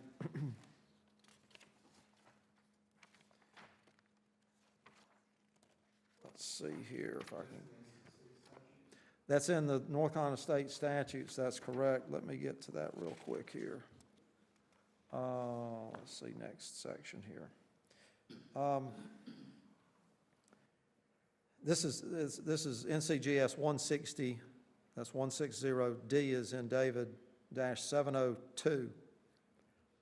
In that section, there is a subsection, B is in boy or ball, that says, any regulation relating to building design elements adopted under this chapter may not be applied to any structures subject to regulation under the North Carolina Residential Code for 1 and 2 family dwellings.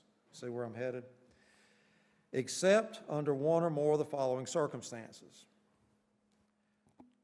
The structures are located in a historic district, that's easy. Historic district of national significance. A state historic district. Directly related to certain safety codes. Manufactured housing. And flood areas. So unless it has one of those little protectors wrapped around it, we have to be very careful. And we go into what these things are. And so if you go down to C as in cat, set a minimum square footage of any structure subject to regulation under the North Carolina Residential Code. Set a minimum square footage. That is number 1 on the prohibited list. And then it goes on into a couple of other things. It gets into what these elements are as well, and talks about styles, color materials, roof structures, porches, exterior non-structural architectural ornamentation, location or architectural styling of windows and doors, including garage doors, the number and types of rooms, here we go, the number and types of rooms, and the interior layout of rooms. So when we take 1 and 2 family, and a duplex is a 2-family dwelling, but we can't touch the number and types of rooms, and what typically defined a dwelling unit in the traditional sense was a kitchen. Right. You had 2 kitchens, you had 2 dwellings. That was the generally accepted Stove. basis for interpreting. So, the safest thing to do is to just, duplex is not a separate animal. A duplex is a house with 2 kitchens, is the simplest way to look at that. If they demise it and what have you and want to sell it, well, they can't sell it separately because we've got these lot sizes and setbacks, okay? So really what it becomes is kind of an accessory dwelling. My oldest son has a 100-year-old duplex in Greenville, South Carolina that was built with a major side and a minor side for the parents of one of the members of the household. And so it's not a duplex that looks like a box equally divided. You know what a duplex really is it's townhomes with 2 end units, right? So there's a little sensitive area there. Now, I've seen some towns say, well, we're not going to allow duplexes except with a special use permit or something like that. And I think they're playing with fire. And there are attorneys out there now that are literally chasing opportunities. Because in the past, there were not that many land use attorneys, because at the end of the day, if they could just charge their hourly rate usually, because the bench, the judges typically wouldn't award any big fees or anything like that, or cost or whatever. But now that's changed, remember? Now that's changed, so now the money's there. So now suddenly, since 160D, we have a whole lot more land use attorneys beating up city halls than we had 5 years ago. So how do you get around it? Or do you? Duplexes are a house. That's the safest thing I can advise you. And right now, your use table says single-family detached dwelling under residential. So if you look in your use table and you go to the Rs, you'll see, and y'all might throw rocks at me when I tell you this, but it says residential uses, parentheses, dwellings. We've got a dwelling that's an accessory unit. We've got a dwelling that's an attached house, i.e. a townhouse. And those are limited to certain districts, okay? And then we've got a manufactured home. And we've got a manufactured home park. We've got all these things broken out, so they're clear. And we've got multifamily 8 units or less. We've got multifamily, big all kinds of stuff. And then we've got single-family detached, including duplex, parentheses, 2-family. That's what I've got in here. If you tell me you want to try to break those apart, I'm gonna do a Sergeant Hulka. Anybody ever see the movie Stripes? Sergeant Hulka was in the back of the truck, and they were going into communist territory to rescue the Bill Murray. It's a great movie. And he rolled out of the back of the truck. He just rolled, I'm sorry, he just rolled out of the back of the truck. I'm gonna have to run if you tell me you want to try to keep that, because I can't defend Well, it. but doesn't the very definition, single family, mean anything? I It mean, should, but the statute clarifies that. That's the part, that's the dilemma in the statute. And I can't bring you something that I'm going to recommend is out of bounds. That's where I came up with that analogy, and I apologize, Mayor Pro Tem. for being so young. She doesn't We're remember both the movie. fermented, not old.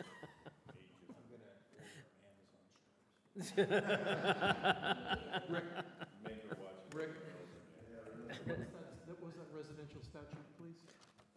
160D, That is part of 160D? it is part of 160D, and I believe I said it was 706, but let me get that accurately for you.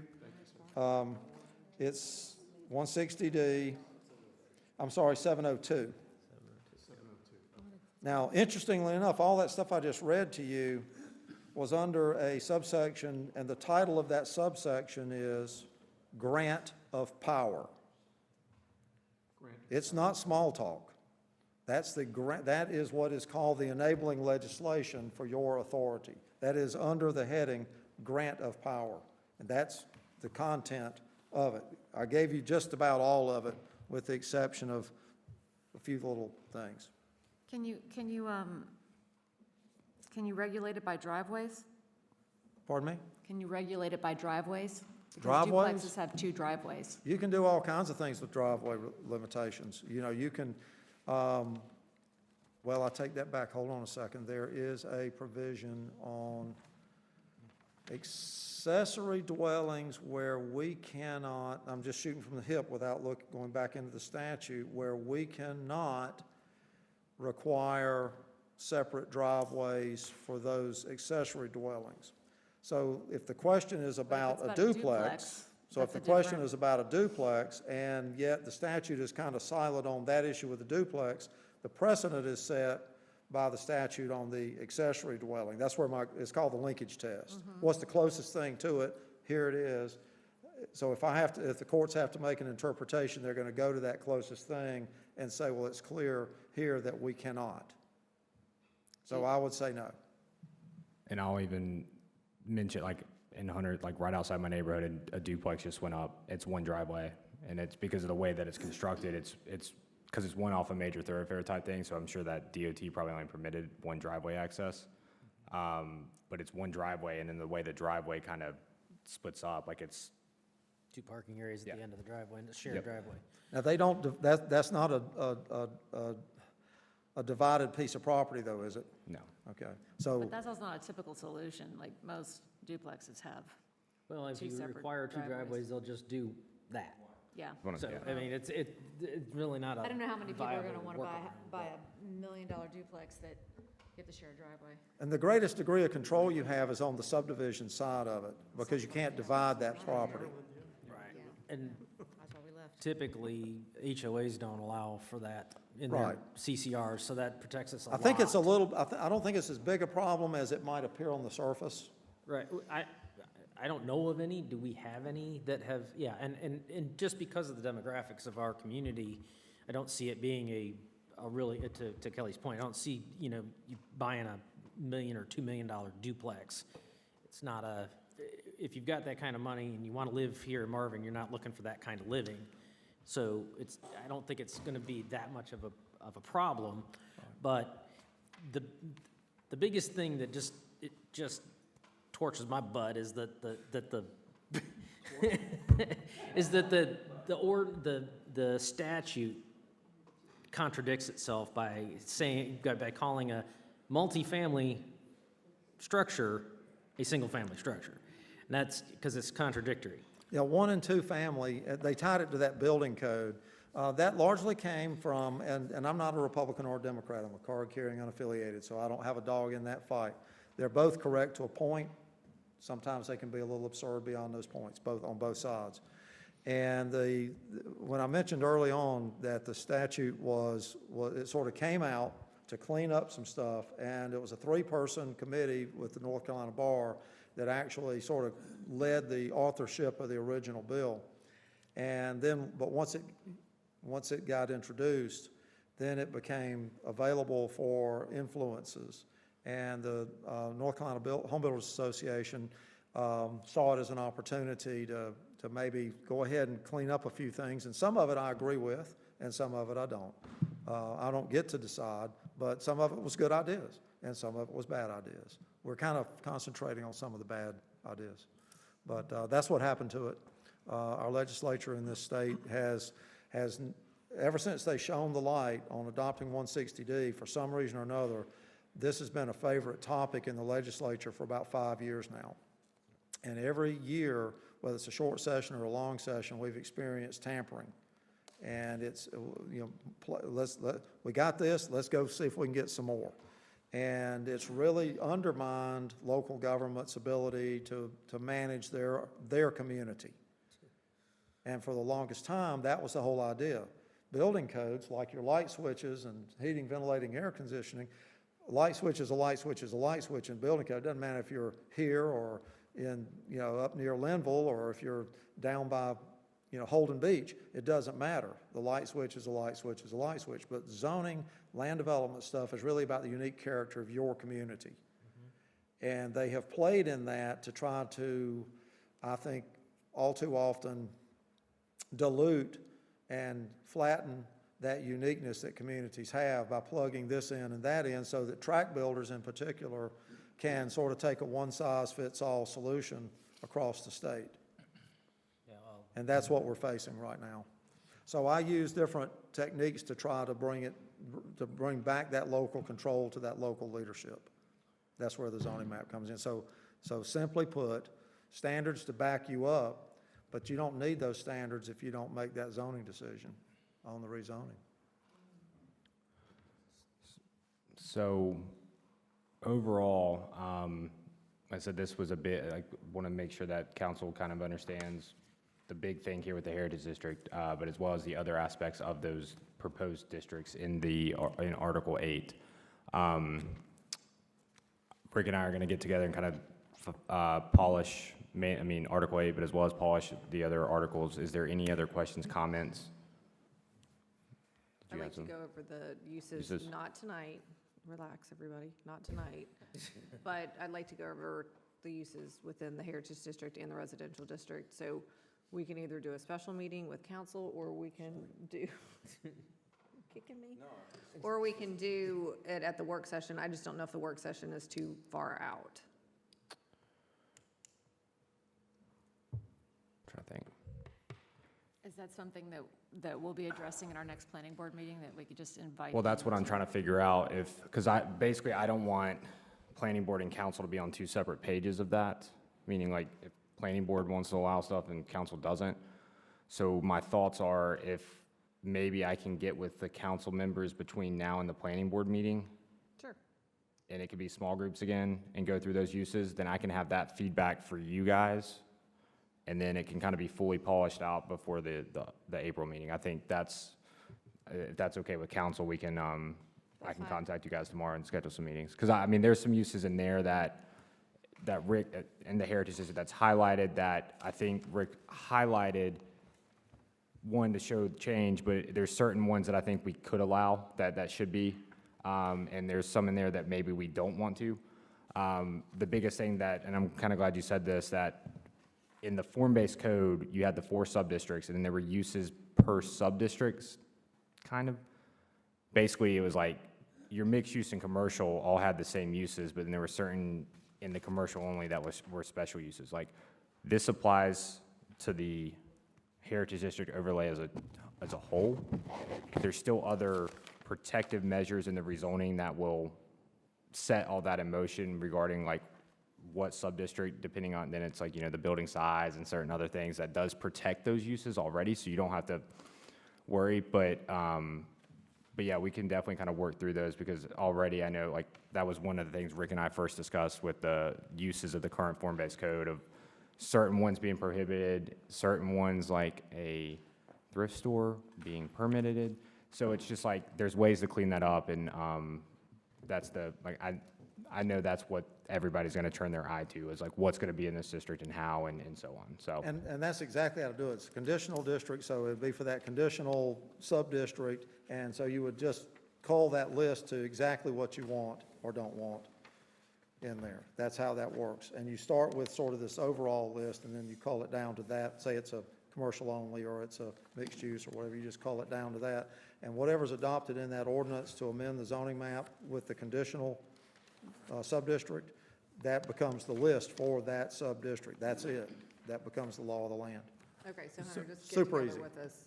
I'll reach. You could even do it tomorrow, because we're going to be here tomorrow for a meeting, so. Oh, yeah, if you wanna if do you that, guys, we'll pick some dates and get this nailed out, and then you guys can take it to planning board. After the meeting, maybe we can even give you some scheduling. So we're not a quorum, and we'll split it up. Yeah, however, like I said, I can send out an email tomorrow morning to you guys to just go ahead and maybe put some dates that work for me over the next week or two. That's not saying it doesn't work for you. I'm just saying that, It's all about you? no, I always like to try to offer as many dates and times. But then if you guys get a chance, either respond to that email or then we can briefly chat and schedule something tomorrow during the recess meeting and we can go through those. So is there already a draft map that would show what these overlays look like and which ones would be implemented initially or not? Because I would think you almost have to kind Well, of think in about short- that as you consider the Well, uses. we're mainly referring to the Heritage District only stuff. I mean, the whole permitted use chart, and for sure, if there's any questions, comments, concerns, let me know. But I can walk you through it, but basically, if you look at our current zoning map, everything that's yellow will still be yellow. Well, the bigger parcels, your neighborhood and so on, would be a rural residential. And then some of the neighborhoods that are the orange, that are the RUC, will probably be the SF2. Other than that, there won't be any of the commercial districts, and there won't be any of the SF3 or like any of that on the new zoning map. Like I said, that would be tools in the toolbox that somebody would have to come, apply for a rezoning, and you guys would vote on. It's also a tool for applying to annexations. Yep. Right, because there's definitely the potential for annexation, and a lot of our neighboring communities don't conform to our current zoning. So there has to be some kind of designation for those as they annex in. That's right, because some of those sections that were annexed in the past, you didn't have something compatible in your ordinance, and so there was some kind of tie-in to the old county zoning, which is not quite the way that needs to work.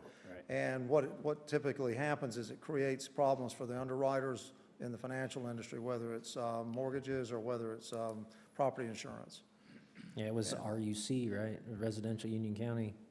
We just, the bucket we threw a non-conforming zoning into, so. So I have a question about that, though, because I know one of the things that we as a municipality have to be careful of when we do annex is spot zoning, as part of that annexation. It really needs to remain, I believe, if that's still the case, or I know it used to be. No, you would have your own parallel, your most comparable district. Let's say it's a subdivision that for some reason or another gets annexed that is about 3 units an acre. Apply the SFR3 and it's got its clear zoning on it. And then you should be okay. That will give you then guidance should somebody come in and want to put up that accessory dwelling or that building in the backyard for their, car or whatever. That would just clean up instead of trying to relate back to some prior zoning that you can't document. But I guess what I'm saying is you can't negotiate annexation based upon some future zoning. Yeah, you can. You can't necessarily promise it, but if they're going to do the application, petition to annex in hopes of being, let's say that SFR3, then you can say, yeah, if you annex in, we're okay doing that. You can do that. Now, it's still a legislative process, but you can tell them if your indication is to do that. You can make that statement. Now, technically, when you get to the hearing, you do have to listen to the public commentary and take that into consideration should it sway you in your previous decision. You can't just ignore that. You still have to take it into consideration is what it calls for. But we do it all the time. We do it all the time in a lot of cities and towns where properties are annexed in for the sole purpose of maybe gaining access to certain services or utilities for industrial development or, whatever the case might be. So it happens all the time. They pretty much know, and unlike past years, you can actually do a concurrent procedure. In past years, you had to annex and then you zoned.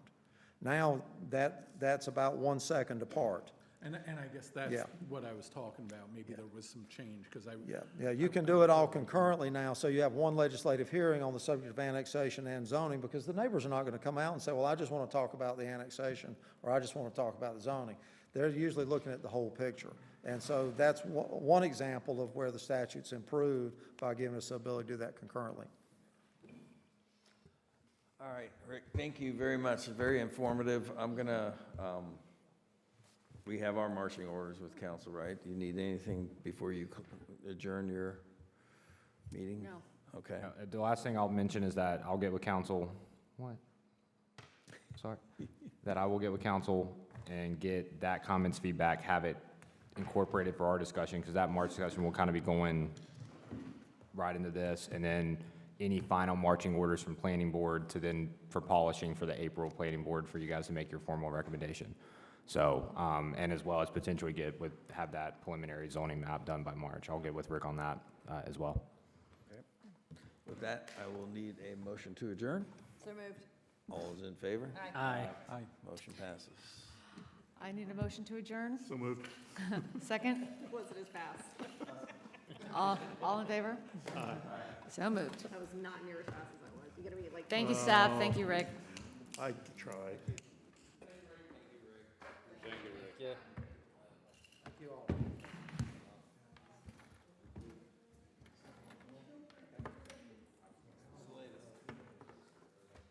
It's still not, it's like you said, the precincts are, it's still. They